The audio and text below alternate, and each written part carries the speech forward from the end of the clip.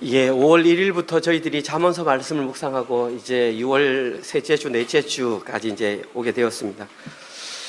지금까지 말씀도 사실은 쉽진 않았지만 오늘 특별히 말씀을 읽어보면 도대체 미친 사람도 나오고 개 얘기도 나오고 은을 입힌 토기도 나오고 도대체 이게 무슨 말인지 사실은 점점점 어려워지는 것이 사실은 이 잠언서 내용의 이 일반적인 현상인 것 같습니다. 그래도 저희들은 조금 더 집중하셔서 오늘 본문 내용에서 과연 저희들이 어떤 내용을 알고 가야 할지, 또 하나님께서는 오늘 본문 잠언서 말씀을 통해서 우리들이 어떤 삶을 살아가도록 우리에게 이 말씀을 주셨는지 우리가 같이 한번 되새겨보는 시간 되었으면 좋겠습니다.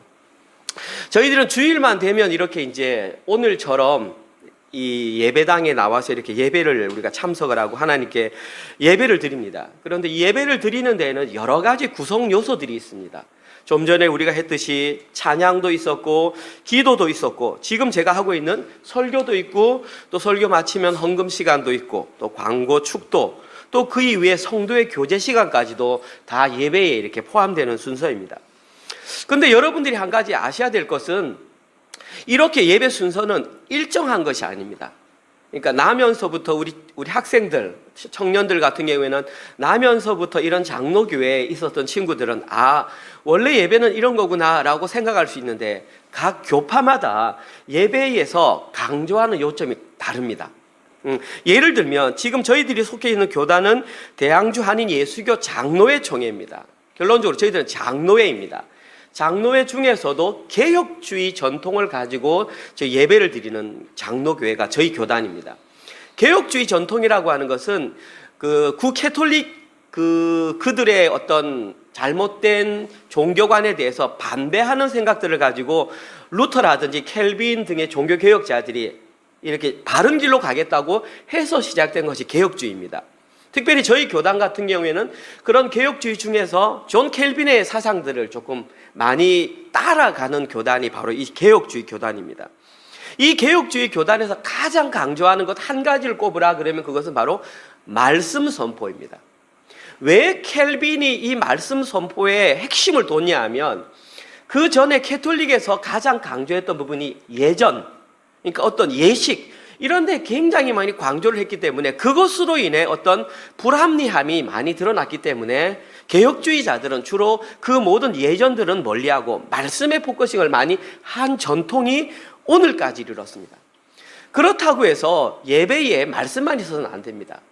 그래서 저는 이제 개혁주의 전통을 따르긴 하지만 저희들은 예전적인 요소도 강조하겠다 그래서 세례와 성찬을 정기적으로 실천하는 것이 저희 은혜로 교회의 특징입니다. 그렇지만 가장 핵심적인 요소 한 가지를 정하라 그러면 그것은 바로 말씀 선포에 있습니다. 이러한 이유로 인해서 저는 은혜로 교회에서 목회 사역을 할 때 가장 많은 시간을 투자하는 것이 말씀 연구 시간입니다. 그래서 저의 하루 일과를 여러분께 말씀드린다면 특별히 약속이 없으면 저는 집을 잘 나가지 않습니다. 그래서 집에서 밥을 먹거나 잠을 자는 시간 외에는 서재에서 붙어 있어서 이렇게 시간을 보내려고 합니다. 왜냐하면 읽어야 할 책도 너무나 많이 있고 성경도 좀 많이 읽어야 할 필요를 느끼기 때문입니다. 그런데 그렇게 함에도 불구하고 저는 계속해서 부족한 마음이 제 마음속에 떠나지 않습니다.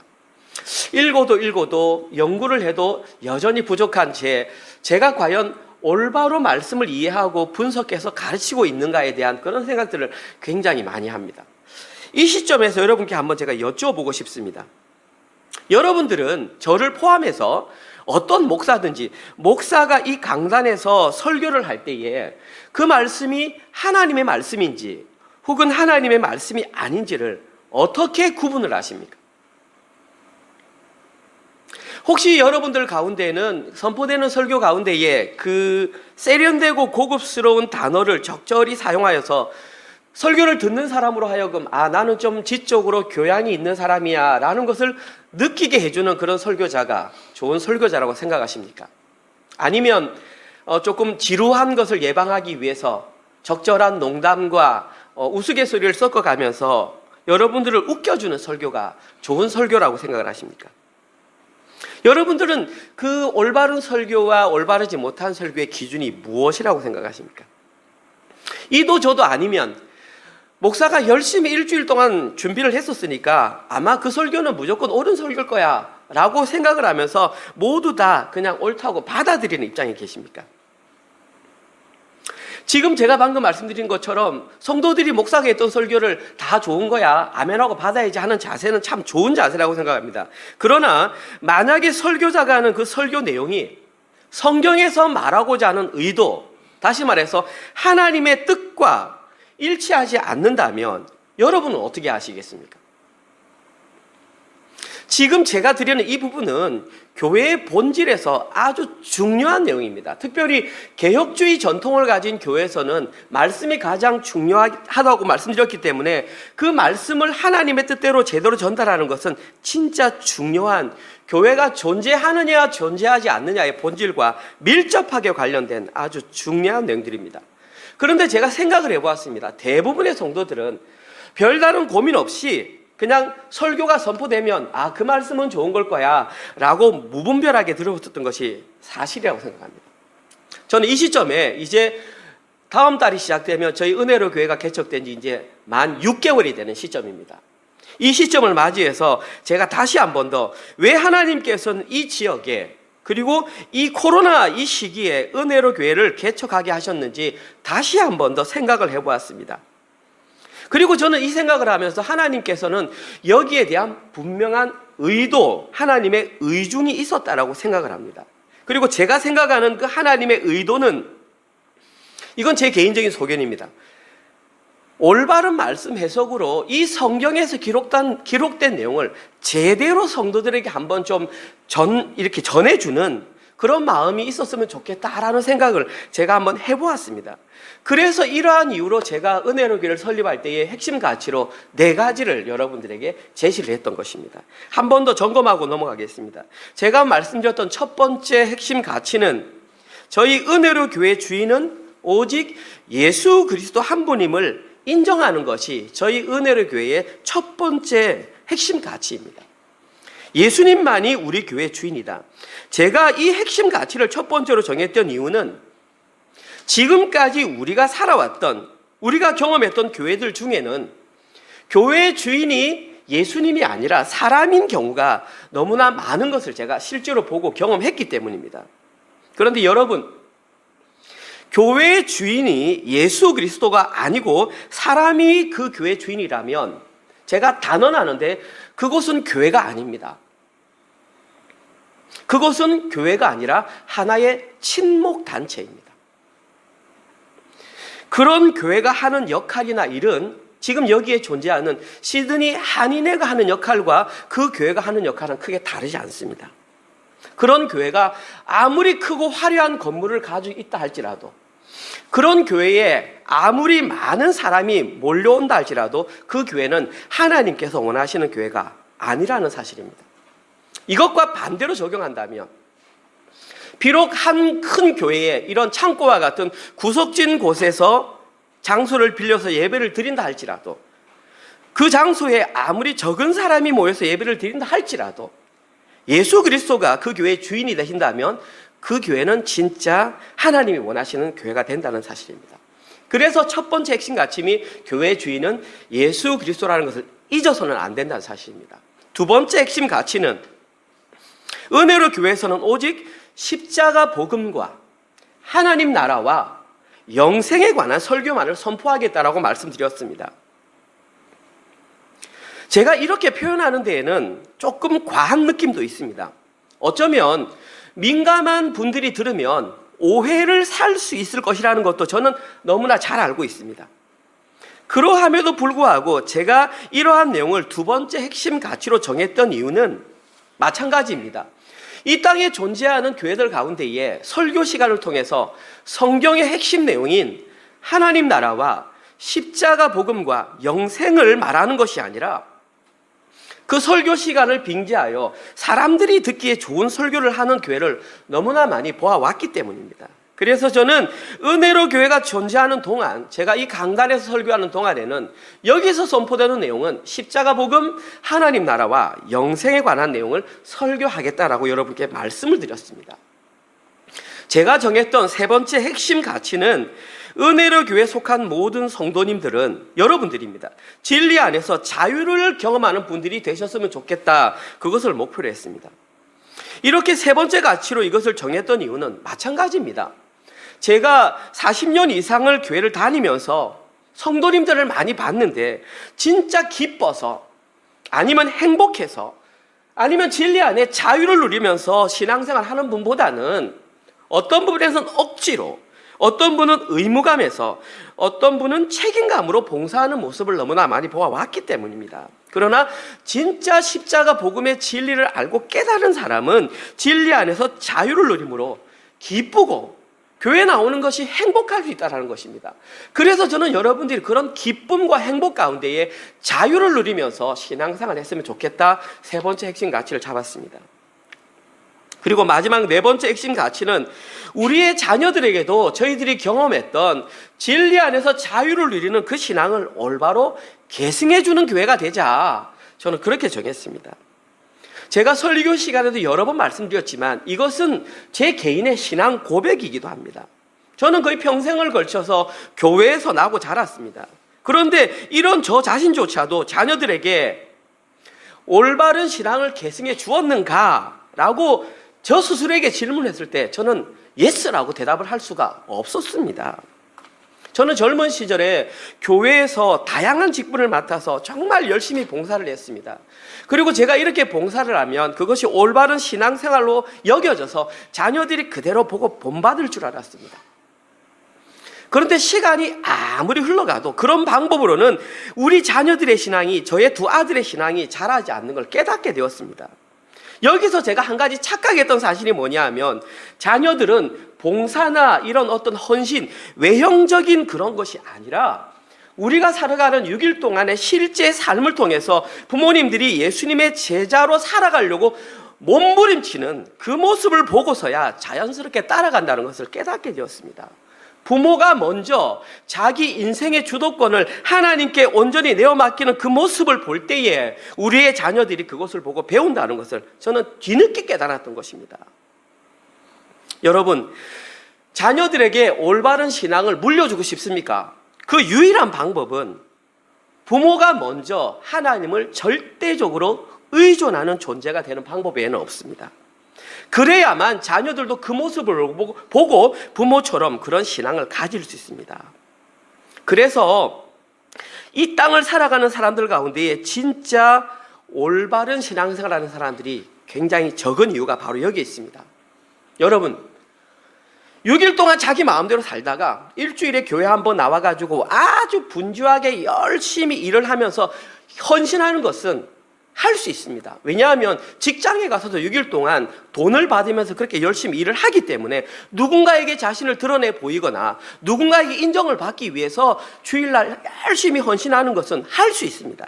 그러나 자신의 삶의 주도권을 하나님께 이양하고 하나님 절대 의존적인 존재로 살아가는 것은 이 땅에서 자존심을 내세우는 사람은 절대 할 수 없는 일이 바로 그 일이기 때문입니다.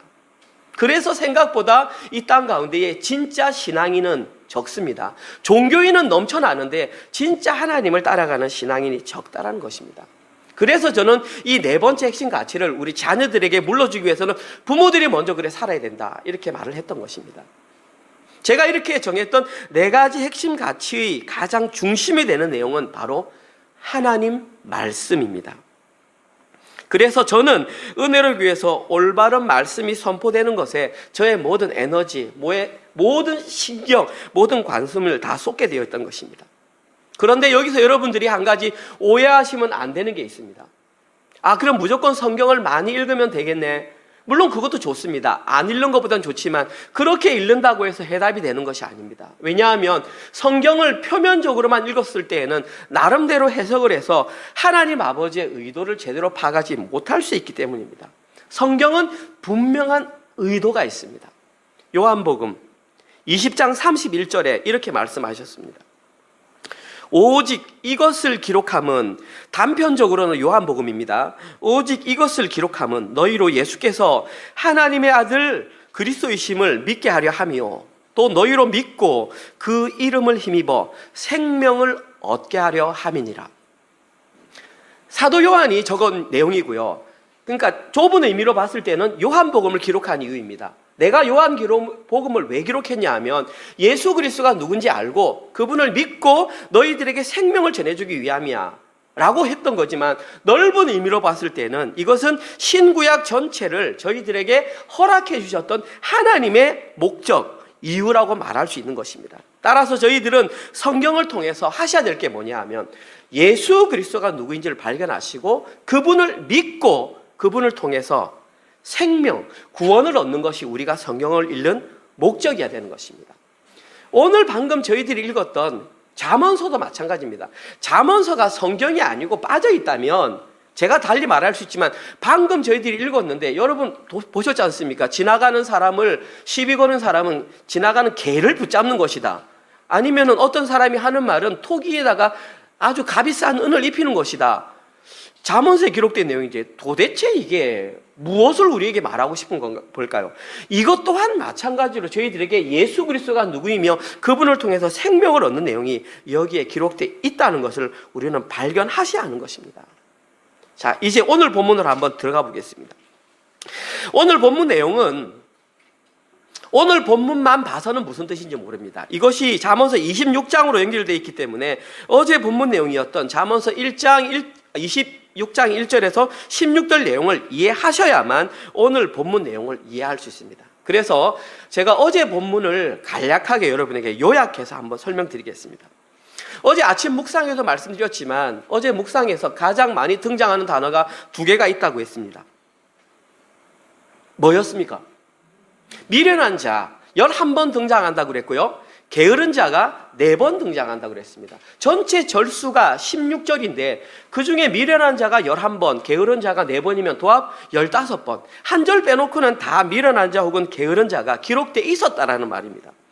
이처럼 한 본문 안에 이렇게 미련한 자와 게으른 자가 많이 기록되어 있었다고 하는 것은 이 내용이 그만큼 중요하다는 거죠. 여러분이 아시겠지만 지금 이 시편이 아닙니다. 잠언 26장은 다시 솔로몬이 기록한 것을 히스기야 시대의 신하들이 편집한 내용이기 때문에 저자를 솔로몬이라고 봅니다. 자, 그러면 이 솔로몬이 왜 이렇게 미련한 자와 게으른 자를 이렇게 많이 적었느냐? 저는 생각했습니다. 솔로몬은 생각하기를 자기의 살아가는 이스라엘 백성들이 미련한 자나 게으른 자가 되어서는 안 되겠다라는 마음이 아주 컸다라는 것입니다. 여기서 우리가 오해하면 안 되는 것이, 그러면은 목사님 미련한 자, 게으른 자 그러니까 첫째 미련한 것은 세상적인 지식이 없어서 뭔가 이해력이 부족한 사람이 미련한 자일 것이고, 게으른 자라고 하는 것은 행동이 굼떠가지고 결과가 늦어지는 사람이 게으른 자일 것이다, 속단할 수 있단 말입니다. 그게 중요한 건 그런 뜻이 아니란 뜻입니다. 제가 여기에 대한 근거를 어저께 말씀드렸습니다. 잠언서 26장 1절과 8절 내용, 오늘은 시간이 없어서 성경 구절을 다 생략합니다. 여러분들이 책으로 보십시오. 26장 1절과 8절에 보면 공통적으로 들어가는 한 단어가 영예라고 하는 단어입니다. 이 영예라고 하는 단어가 원래 뜻이 뭐냐 하면 무겁다, 혹은 영광, 혹은 존귀, 이런 뜻입니다. 다시 말해서 이 본문에 이 단어가 기록되어 있다는 것은 성경에 기록된 이 미련한 자들은 이미 사람들로부터 존경을 받을 수 있는 높은 위치에 올라 있었던 사람이라는 뜻입니다. 그러니까 어리석은 사람이 아니었다라는 말입니다. 여러분들이 생각해 보십시오. 세상적으로 지식이 부족한 덜 떨어지는 사람이 어떻게 높은 자리에 올라가서 영예를 누릴 수 있단 말입니까? 또 있습니다.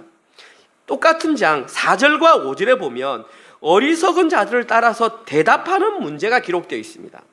이것도 마찬가지입니다. 어느 누가 세상적으로 지식이 부족한 사람이 하는 말을 따라하는 사람이 있다는 말입니까? 아무도 없다는 말입니다. 따라서 여기에 기록된 어리석은 자들이라는 사람들은 그들의 대답을 듣고 따라할 수 있을 정도로 이미 높은 위치에 올라가 있는 충분한 지도자의 위치에 있었던 사람임을 금방 알 수 있습니다. 작은 소제목 결론으로 지금 여기에 기록된 미련한 자들은 결코 세상적인 지식이 부족한 어리석은 자들이 아니었다라는 말입니다. 오히려 그 반대입니다. 아주 똑똑하고 사람들이 보기에는 누군가를 가르치고 그 사람 말을 따라할 정도로 높은 위치에 올라 있었던 사람입니다. 그런데 솔로몬은 그들을 향하여 뭐라고 말했냐면 여름에 내리는 눈과 같다. 여름에 내리는 눈은 있을 수 없는 일입니다. 마찬가지로 이런 자들이 높은 자리에 올라가는 것은 도저히 있을 수 없는 일이다 라고 말을 했습니다. 근데 중요한 건 그 이유를 밝히지 않고 있다는 것입니다. 두 번째 등장하는 것이 게으른 자입니다. 이 게으른 자도 마찬가지입니다. 행동이 느려서 어떤 결과를 내지 못하는 사람이 아닙니다. 여기에 대한 근거가 16절입니다. 거기에 보시면 이 게으른 자라고 하는 사람이 뭐라고 했냐면 자기 스스로 생각하기를 사리에 맞게 대답하는 사람 7사람보다 내가 더 지혜롭다 이렇게 말을 했습니다. 게으른 사람이 말하기를. 여러분 생각해 보십시오. 어떤 사람이 스스로 착각했을 때에 내가 저 사람보다는 더 똑똑해 라는 말은 할 수 있습니다. 그런데 그런 사람 7명이 있는데 내가 저 7명 다 합친 것보다 더 똑똑해 라고 말하는 사람은 미친 사람입니다. 그런데 이 게으른 자는 그렇게 말을 했다는 것은 이미 그들보다 똑똑한 위치에 올라 있었다는 것을 우리는 알 수 있습니다. 실제로 그런 사람이었는데 그럼에도 불구하고 솔로몬은 이 사람을 향하여 게으른 자다 이렇게 불렀습니다. 마찬가지로 여기에 대한 분명한 이유가 안 나와 있습니다. 솔로몬이 이유를 안 적었기 때문에 그 이유는 저도 모릅니다. 그런데 저는 생각을 해보았습니다. 솔로몬은 알고 있었다. 왜냐하면 솔로몬은 진리에 관한 내용을 알고 있었지만 구체적으로 여기에 대한 근거를 밝히는 것은 독자들의 몫으로 돌렸다라고 생각을 합니다. 그래서 이제 저는 생각을 하고 고민을 하고 성경을 읽었습니다. 이유가 도대체 무엇일까? 왜 이들이 그런 높은 위치에 있었음에도 불구하고 그들을 향하여 미련한 자, 게으른 자라고 불렀을까? 저는 여기에 대한 어떤 근거가 되는 실마리를 제공하는 구절을 26장 11절에서 발견했습니다. 이거는 나와 있습니다. 제가 읽어보겠습니다. 잠언서 26장 11절 개가 그 토한 것을 도로 먹는 것 같이 미련한 자는 그 미련한 것을 거듭 행하느니라. 자 보십시오. 여기에 기록된 내용만 표면적으로 보면 개가 지나가다가 먹는 걸 토했습니다. 근데 더럽고 그 토한 거 자기가 싼 똥을 먹는 것처럼 미련한 자가 그것을 거듭 행한다. 아우 저 사람 참 더럽고 부족한 뭔가 자기 할 일에 대해서 책임 못 지는 사람이구나 라고 속단할 수 있는데 그것이 아니라는 내용입니다. 여기에 대한 내용이 신약 성경에 그대로 기록되어 있습니다. 그 신약 성경을 읽어보면 이 내용이 무엇을 나타내는지 우리는 유추하고 그 이유를 발견할 수 있습니다. 그 성경 구절이 바로 베드로후서 2장 22절입니다. 베드로후서 22장 참된 속담에 이르기를 개가 그 토하였던 것에 돌아가고 이것이 잠언서 26장 11절을 인용한 것입니다. 뿐만 아니라 그 당시 속담이었던 돼지가 씻었다가 더러운 구덩이에 도로 누웠다 하는 말이 그들에게 응하였도다. 베드로 사도는 잠언서 26장 11절 내용 플러스 그 당시에 있던 돼지에 관한 속담, 돼지가 목욕을 시켜놨더니 본능에 의해서 더러운 데 가서 다시 둘러봐서 그 몸이 더러워졌던, 그런데 어떤 사람들이 이와 같은 일이 그들에게 임하였다, 응하였다. 그러면 이제 답은 나왔습니다. 여기에 기록된 그들이 누구인지를 알면 그 미련한 자, 게으른 자가 누구인지 답을 분명히 밝힐 수 있다는 것입니다. 자, 이제 그러면은 그들이 누구인지를 제가 밝혀드리겠습니다. 지금부터 집중하셔야 됩니다. 여기에 대한 내용이 상당히 길기 때문에 제가 이걸 설교하다 보면 여러분들이 잠시 안드로메다로 갑니다. 집중하셔야 됩니다. 베드로후서 2장 1절부터 21절 사이에, 다시 말해서 2장 22절 앞에 기록된 모든 내용이 다 이 사람들을 가리켜 한 말입니다. 잠언서 26장 11절에는 그들을 미련한 자, 게으른 자라고 말했는데 베드로 사도는 그들을 향하여 무엇라고 말했는지 여러분들이 보십시오. 제가 읽습니다. 여러분들은 화면을 보십니다. 자, 읽습니다. 그러나 백성 가운데 또한 거짓 선지자들이 일어나, 특정한 사람이 나왔습니다. 자, 아까 그들에게 응하였느니라, 그들이 바로 누구냐 하면 거짓 선지자들입니다. 일어났나니 이와 같이 너희 중에도, 너희는 그 당시 흩어져 있던 성도 교회를 말합니다. 그 당시 교회는 지금 우리처럼 다 가정교회였습니다. 뭐 큰 건물을 짓고 이런 게 없었고 다 한 가정에 50명, 100명 예배드리던 흩어져 있던 가정교회들이었습니다. 그 교회들 가운데에 너희 중에도 거짓 선생이 있으리라. 두 가지 나왔습니다. 첫 번째, 그들은 바로 거짓 선지자들이었고 거짓 선생들이었습니다. 그런데 이들이 무슨 일을 했는지 보십시오. 그들은 멸망하게 할 이단을 가만히 끌어들여, 그들이 이단을 끌어들였답니다. 자, 여러분, 이단 생각하면 여호와의 증인? 몰몬교? 영생교? 여기서 말하는 이단 그런 거 아닙니다. 보십시오. 우리와 같은 교회 속에 들어와 있는 그런 사람들, 이들이 누구였냐면 자기들을 사신 주를 부인하고, 여기 사신은 영어로 보우트입니다. 현지영어로 바입니다. 예수 그리스도의 보혈의 피로 자기를 샀던 그 사람이 예수님을 부인하고 임박한 멸망을 스스로 취한 자들, 그들이 바로 거짓 선지자요 거짓 선생이라는 것입니다.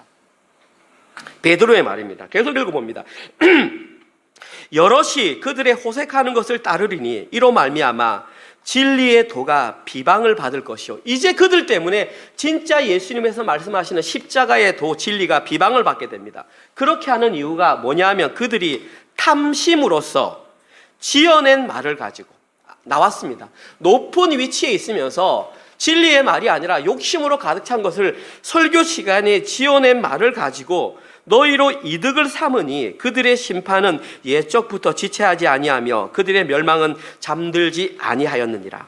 하나님이 범죄한 천사들을 용서하지 아니하시고 지옥에 던져 어두운 구덩이에 두어 심판 때까지 지키게 하셨으며 옛 세상을 용서하지 아니하시고 오직 의를 전파하는 노아와 그 7 식구를 보존하시고 경건하지 아니한 자, 그들이 바로 거짓 선지자들입니다. 그들을 세상의 홍수로 쓸어버렸다고 했습니다. 소돔과 고모라 성을 멸망하기로 정하여 죄가 되게 하사 후세에 경건하지 아니할 자들에게 본을 삼았다. 롯 한 명만 권했습니다. 무법한 자들의 음란한 행실로 말미암아 고통당하는 의로운 롯을 건지셨으니, 롯을 제외한 소돔과 고모라에 살았던 떵떵거리던 사람들이 다 거짓 선지자이라 뜻입니다. 이는 이 의인이 그들 중에 과하여 날마다 저 불법한 행실을 보고 들음으로 그 의로운 심령이 상함이라. 주께서 경건한 자는 시험에서 건지실 줄 아시고 불의한 자는 형벌에 가두어 두어 심판 날까지 지키시며 특별히 육체를 따라 더러운 종욕 가운데 행하며, 누가? 거짓 선지자들이 주관하는 일을 멸시하는 자들에게서는 형벌할 줄 아시니라. 이들의 특징, 이들은 당돌하고 자긍하며 자기 스스로 교만한 겁니다. 떨지 않고 영광 있는 자들을 비방하거니와 더 큰 힘과 능력을 가진 천사들조차도 주 앞에서 그들을 거슬러 비방하는 고발을 하지 아니하느니라. 그러나 이 사람들은 본래 잡혀 죽기 위하여 태어난 이성 없는 짐승과 같아서 그 알지 못하는 것을 비방하고 그들의 멸망 가운데서 멸망당하며 불의의 값으로 불의를 당하며, 그들은 어떤 사람들이냐면 낮에 즐기고 노는 것을 기쁘게 여기는 자들이니 점과 흠이라. 너희와 함께 연애할 때에 그들의 속임수에 즐기고 놀며 그들의 음심이 가득한 눈을 가지고 범죄하기를 그치지 아니하고 굳세지 못한 영혼, 이제 믿게 된 초신자들, 그들이 지도자들의 자리에 앉아서 유혹하며 탐욕에 연단된 마음은 한 번 한 것이 아니라 너무 오래 해가지고 이미 굳어버렸단 말입니다. 연단된 마음을 가진 자들이니 그들이 바로 저주의 자식이라. 그들이 바른 길을 떠나 미혹되어 부올의 아들 발람의 길을 따르도다. 그는 불의의 싹을 사랑하다가, 이렇게 되면 발람이 누군지를 이제 아셔야 돼요. 여기까지 여러분들은 올라와 있어야 돼요. 발람은 제가 말씀드린 모압 여인들과 이 음행하도록 그 유혹했던 거짓 선지자입니다. 그리고 그는 나중에 칼에 의해서 죽임을 당했던 사람입니다. 자기의 불법으로 말미암아 책망을 받되 말하지 못하는 나귀가 사람의 소리로 말하여 이 선지자의 미친 행동을 저지하였느니라. 아까 나왔잖아요. 미친 행동, 개 지나 잡는 게 이 사람의 행동을 말하는 겁니다. 이 사람이 누구냐 하면 물 없는 샘이요 광풍에 밀려가는 안개, 아까 말했던 여름에 내리는 눈이 바로 이 사람입니다. 그들을 위하여 캄캄한 어둠이 예비되었나니 그들이 허탄한 자랑의 말을 토하여 그릇되게 행하는 사람에게서 겨우 피한 자들을 음란으로서 육체의 정욕 중에서 유혹하는도다. 이들은 자유를 준다고 하여도 자신들은 멸망의 종들이니 누구든지 진 자, 거짓 선지자들입니다. 이들은 이긴 자, 성도들의 종이 될 것이라. 만일 그들이 우리 주 예수 그리스도를 알았다고 할지라도 세상의 더러움을 피한 후에 한 번 구원받았다고 고백한 후에 다시 그 중에 얽매이면 돼지가 목욕한 후에 다시 더러운 거 가는 거예요. 그 중에 얽매이고 지면 그 나중 형편이 처음보다 더 심하리니 의의 도를 안 후에 내가 십자가 복음을 알아서 구원받았습니다라고 말을 한 이후에 오늘 집중해. 받은 거룩한 명령을 저버리는 것보다 알지 못하는 것이 도리어 그들에게 나으니라. 차라리 그들이 십자가 복음을 못 들었으면 낫겠다는 거야. 근데 십자가 복음을 들었고 이미 신학교육을 다 받아갖고 목사가 돼버렸네? 그런데 목사가 된 이후에 십자가 복음을 저버렸네. 그 행동이 지금 돼지가 모욕한 이후에 구덩이에 들어갔다는 것입니다. 그들에게는 차라리 복음을 듣지 못했던 게 더 나았다 이렇게 말했습니다. 자, 이해가 되십니까? 이제 미련한 자, 게으른 자가 누군지 이해가 되십니까? 아마 좀 많이 헷갈리시는 우리 아이들은 좀 헷갈릴 수 있습니다. 그러나 어르신들은 진짜 아셔야 됩니다. 일단 베드로후서 2장 1절 이후에 등장하는 거짓 선지자 혹은 거짓 선생이 그들이 바로 잠언서 26장에 기록했던 미련한 자, 게으른 자라는 것을 우리는 확실히 알게 되었습니다. 이들은 십자가의 복음을 듣고 세상의 더러움을 피한 이후에 다시 더러움에 빠진 자입니다. 그런데 이미 거룩한 자리에 올라가 있으니까 내려가지를 못해요. 사람들이 다 거룩하다고 말을 해주니까 거룩한 척할 수밖에 없는 거예요. 제가 어제 본문 설교를 드리면서 말씀드립니다. 이들은 이미 높은 자리에 올라가 있는 자리입니다. 그런데 어떤 이유인지 모르겠지만 자신들을 피로 값주고 사셨던 예수님을 부인하고 스스로 멸망의 길로 가게 된 자들입니다.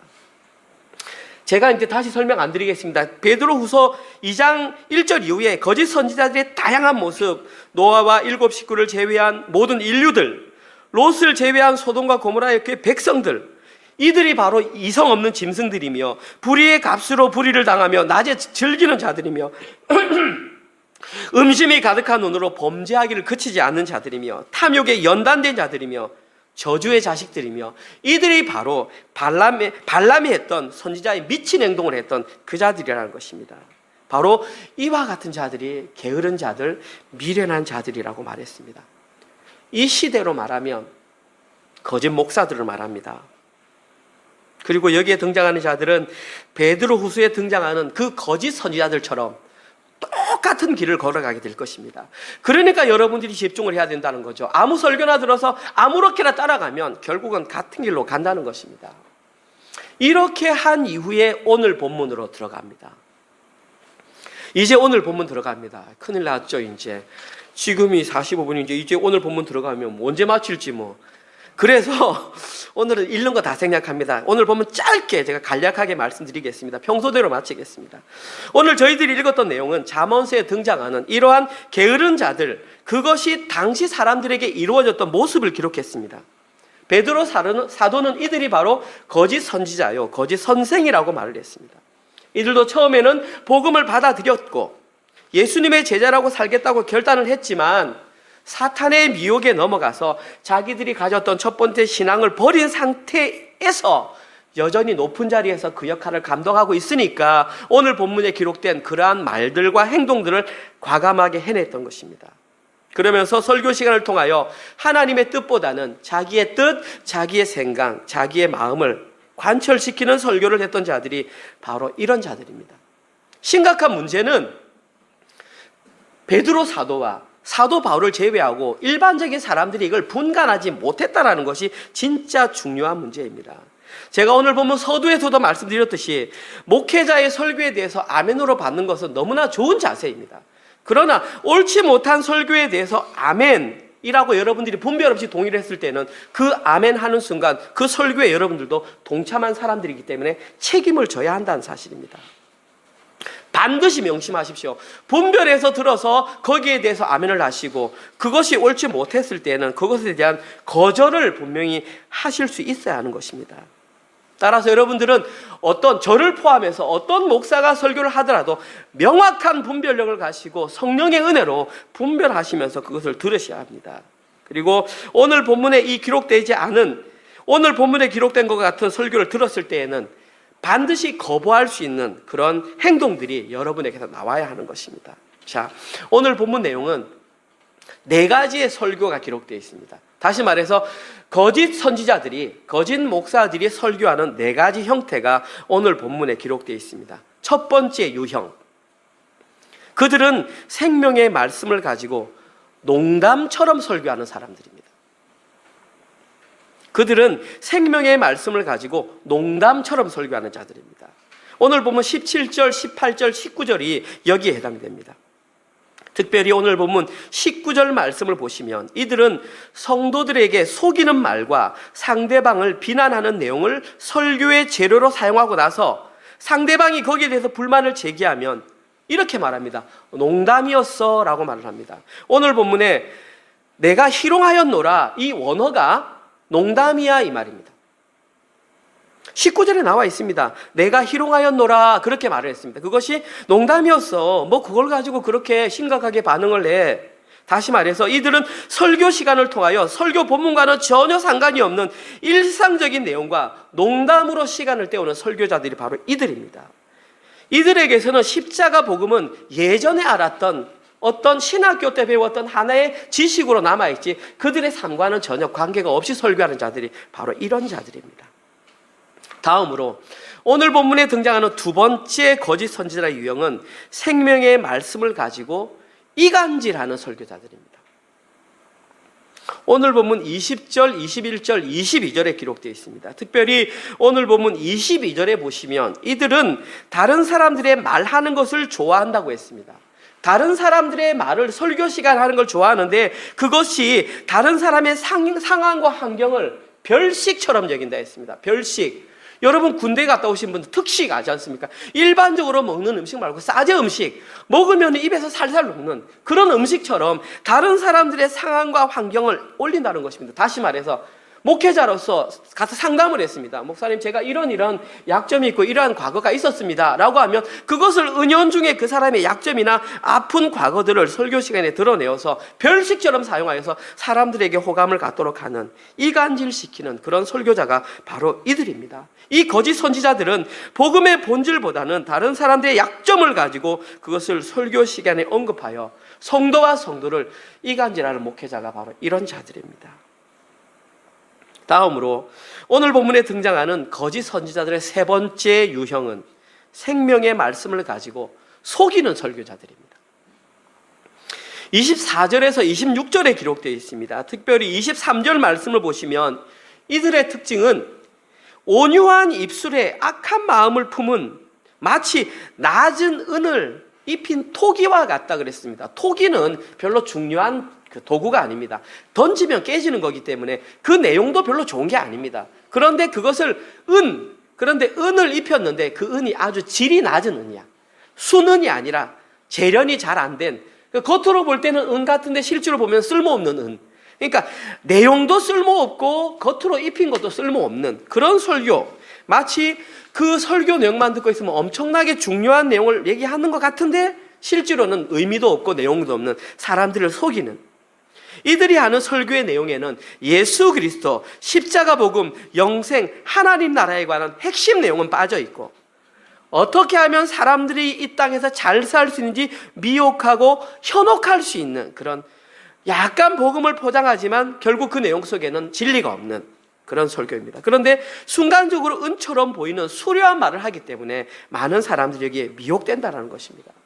그래서 오늘 보면 25절에 보면 이들이 했던 말을 7가지 가증한 것이라고 했습니다. 왜 7가지라는 말이 사용됐냐면 7은 완전수입니다. 충족을 말합니다. 완벽하게 잘못된 죄악의 총집합이라는 것입니다. 이들이 하는 말은 하나님의 뜻과는 전혀 맞지 않는다라는 그런 의미가 포함되어 있습니다. 그리고 이렇게 설교하는 자들은 이미 이것이 그들에게 아까 말했던 연단된 것처럼 일상화되어서 이제는 자기가 그렇게 설교하는데도 그 설교가 무엇이 잘못되었는지 잘 모르고 담대하게 설교하는 지경에 이른 자들이 바로 이런 자들의 설교자들입니다. 마지막 오늘 본문에 등장하는 거짓 선지자 네 번째 유형은 함정을 파는 설교자들입니다. 미리 말씀드리지만 이 설교자들이 가장 위험합니다. 오늘 본문 27절과 28절에 기록되어 있습니다. 이들은 진리를 아주 애매하게 해석을 해서 사람들로 하여금 자세히 듣지 않으면 함정에 빠질 수밖에 없는 설교자들입니다. 28절에 보면 이들은 아첨하는 입을 가졌다 그렇게 했는데, 이것이 원어적으로 무슨 뜻이냐 하면 듣기 좋은 말로 상대방을 홀린다, 이것이 아첨하는 입입니다. 듣기 좋은 말로 상대방을 홀린다. 다시 말해서 이들이 하는 설교를 가만히 들어보면 그 내용 속에는 어쩌면 십자가 복음과 하나님 나라와 영생에 관한 내용들이 들어있습니다.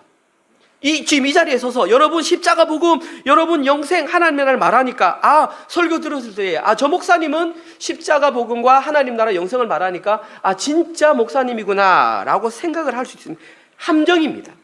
문제는 이 설교자들은 진리를 설교하는데 진리를 살지 않는 자들입니다. 위에 기록된 4가지 설교자들 가운데 가장 위험한 인물이 바로 이들입니다. 왜냐하면 분간을 할 수 없기 때문입니다. 이들이 진리를 살지 않은지는 우리가 함께 살아보지 않으면 우리는 결코 이러한 유형을 발견해 볼 수가 없습니다. 그러나 중요한 건 자기 자신은 안다라는 것입니다. 이들에게 목회는 하나의 직업일 뿐입니다.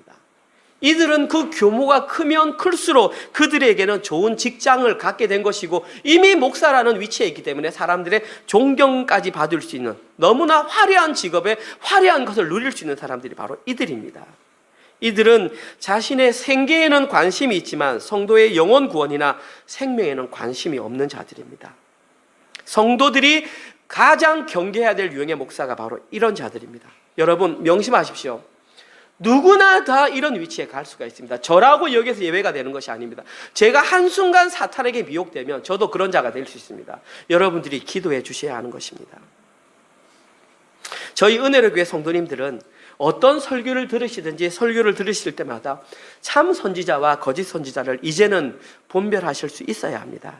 그래야만 여러분도 살 수 있고 여러분의 자녀들도 살 수가 있는 것입니다.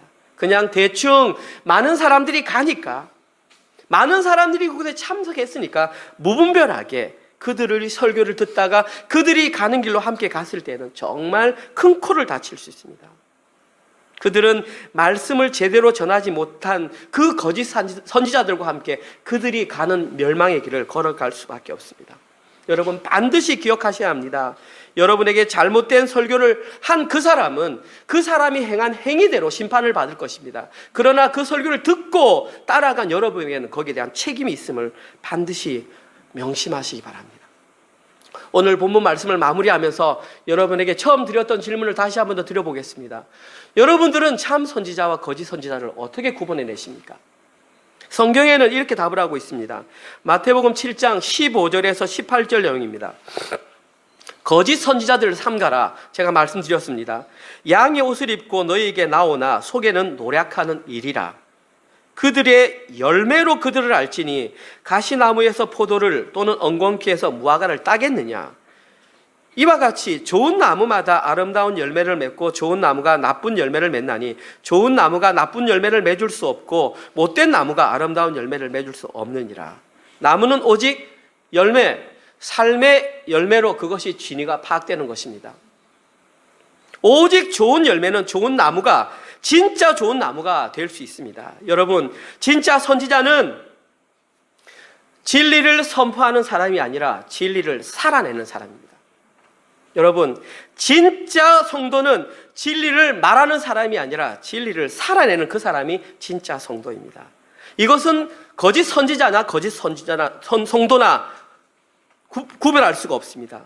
누구나 입으로는 진리를 말할 수 있습니다. 특별히 거짓 선지자 중에서는 이적과 기적을 행하는 사람이 있다고 성경에 분명하게 기록되어 있습니다. 그러니까 저 사람은 신유의 은사가 있는 목사님이야, 저 사람은 예언을 하고 방언을 하는 목사님이야 라고 할지라도 거짓 선지자일 수 있다는 것이 성경에 기록되어 있습니다. 그것 보고 현혹되지 마시고 그들의 삶의 열매를 여러분 보셔야 하는 것입니다.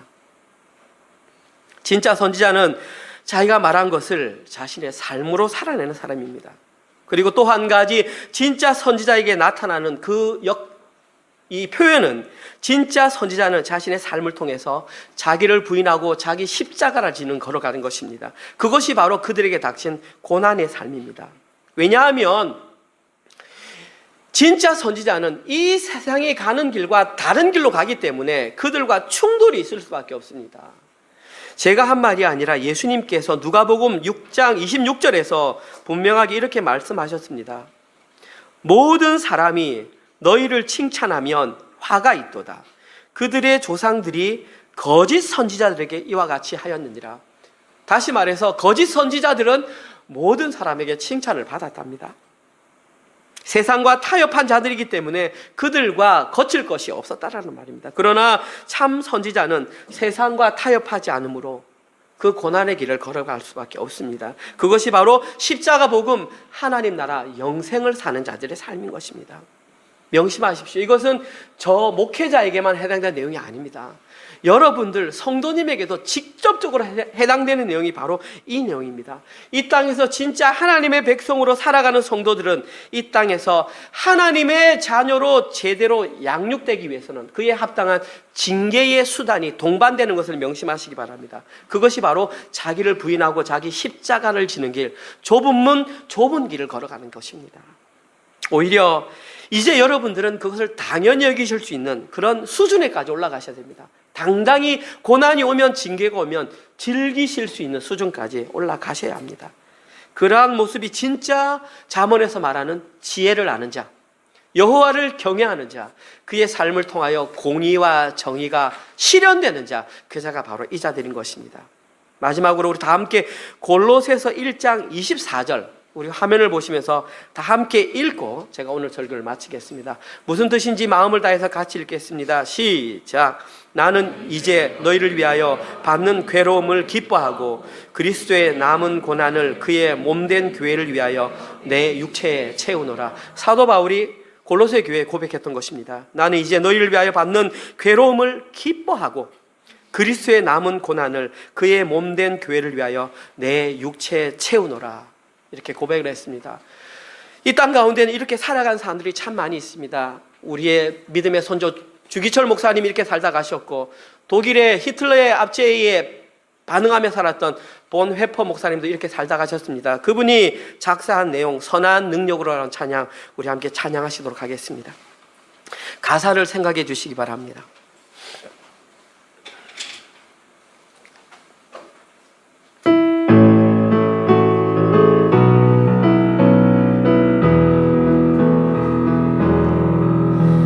선한 능력으로 안으시네 그 크신 팔로 날 안으시네 절망 속에도 흔들리지 않고 사랑하는 주 얼굴 구하리 선한 능력으로 선한 능력으로 일어서리 주만 의지하리 믿음으로 우리 고대 안에 주 오실 그날 영광의 새날을 맞이하리 이전의 괴로움 날 애워싸고 주님 고난의 길을 걷는다 해도 주님께 모두 맡긴 우리 영혼 끝내 승리의 날을 맞으리 아멘. 선한 능력으로 일어서리 주만 의지하리 믿음으로 우리 고대 안에 주 오실 그 영광의 새날을 맞이하리 주님이 마신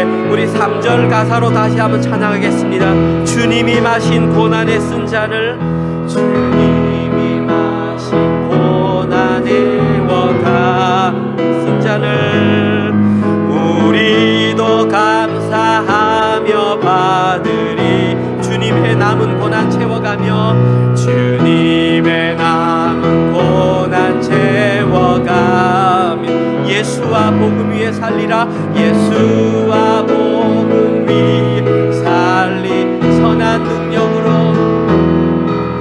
선한 능력으로 일어서리. 주만 의지하리. 믿음으로 우리 고대 안에 주 오실 그날, 승리의 새날을 맞이하리.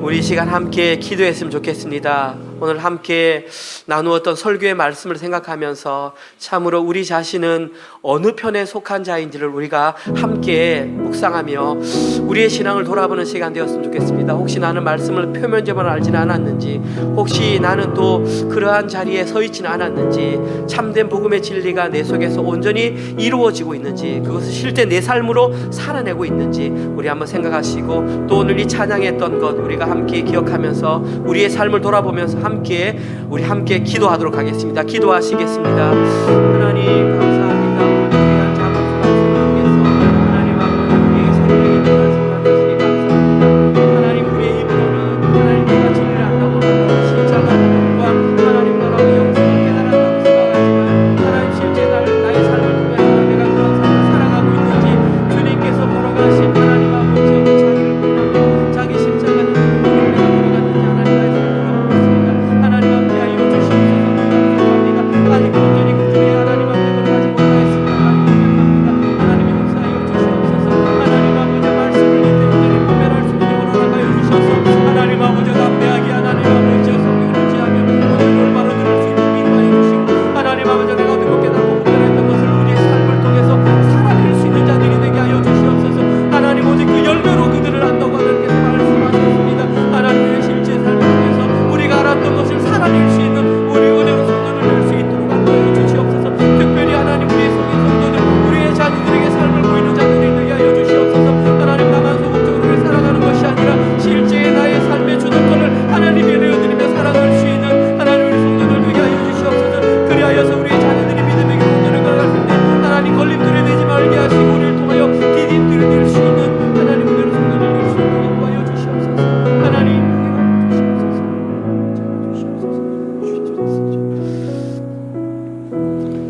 하나님 감사합니다. 오늘도 저희들에게 잠언서 말씀을 통하여 거짓 선지자의 정체가 무엇인지를 다시 한번 더 확인할 수 있도록 인도하시니 감사합니다. 하나님 우리가 먼저 말씀을 들을 때에 잘 분별할 수 있는 지혜를 저희들에게 허락하여 주시옵소서. 그리고 잘 분별한 그 말씀을 가지고 우리의 실제 삶을 통해서 잘 살아내는 저희들 되게 하시고, 선한 열매를 우리의 삶의 열매로 드러내는 우리의 은혜로 성도들 되게 하여 주시옵소서. 특별히 우리 어른 성도들이 자녀들에게 먼저 모범을 보이는 우리 은혜로 교회가 되게 하여 주시옵소서. 먼저 살아내게 하시고 우리의 삶의 주도권을 하나님께 온전히 이양하게 하시고, 하나님 절대 의존적인 존재로 기쁨으로 살아갈 수 있는 우리 부모들이 되게 하여 주시옵소서. 뿐만 아니라 세상 사람들이 우리와 다른 길을 걸어간다 할지라도 그것을 두려워하지 말게 하시고, 담대하게 주님이 걸어가신 그 길을 묵묵히 걸어가게 하시고, 주님께서 우리에게 허락하신 그 남은 고난을 우리의 삶을 통해서 잘 채워가는 우리 은혜로 성도들 되게 하여 주시옵소서. 하나님 오늘도 세상의 재물이 우리의 주인이 아님을 고백하는 마음으로 물질을 준비하여 드렸습니다. 11조 감사헌금 또 여러 가지 목적헌금 하나님께 드렸습니다. 이 물질이 온전히 하나님의 영광을 위해 사용되게 하시고, 인간의 탐욕의 방법으로 이것이 잘못 사용되지 않을 수 있도록 우리 모든 재직들에게 지혜를 허락하여 주시고, 특별히 넘치고 넘쳐서 다른 사람들에게도 흘려가는 그 모든 사람들이 우리의 가장 일반적인 삶이 될 수 있도록 은혜를 베풀어 주시옵소서. 이제는 우리 주 예수 그리스도의 은혜와 하나님의 사랑하심과 성령님의 위로 교통 감화심이 주님께서 걸어가신 그 좁은 문 좁은 고난의 길을 기쁨으로 걸어가기로 결단하는 모든 성도들 머리 위에 지금부터 영원토록 함께 있을지어다. 아멘.